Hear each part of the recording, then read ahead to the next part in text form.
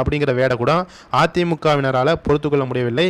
உடனே பொங்குகின்றனர். ஆனால் உதயநிதி ஸ்டாலின் அவர்கள் எடப்பாடி அவர்களை வந்து டெட்பாடி அப்படின்னு சொல்லியிருக்காரு. சசிகலா காலில் விழுந்து பதவி வாங்கியதை ரொம்ப கொச்சையான வார்த்தைகளில் உதயநிதி ஸ்டாலின் அவர்கள் எடப்பாடி விமர்சனம் பண்ணியிருப்பார்.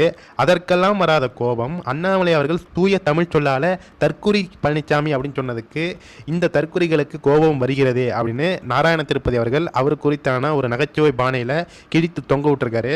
முக்கியமாக இதை நீங்கள் யோசிச்சு பாருங்கள். அதிமுக தற்போது அண்ணாமலை அவர்கள் மீது தொடர்ந்து வன்மத்தை கக்கி கொண்டிருப்பதற்கு காரணம் பாஜகவினால் அதிமுக பல இடங்களில் இந்த பாராளுமன்ற தேர்தலில் வந்து எம்பி எலெக்ஷனில் வந்து 4வது இடத்திற்கு 3வது இடத்திற்கெல்லாம் தள்ளப்பட்டிருக்கு.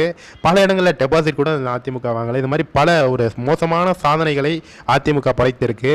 அதற்கு காரணம் அண்ணாமலை அவர்கள் தான் அப்படின்னு அவங்க உறுதியாக நம்புகிறாங்க. கண்டிப்பாக அண்ணாமலை அவர்கள் தான். இந்த சட்டமன்ற தேர்தலில் நீங்கள் 3வது இடம் இல்லை 4வது இடத்துக்கு தள்ளப்படுவீர்கள் அப்படின்னும் அண்ணாமலை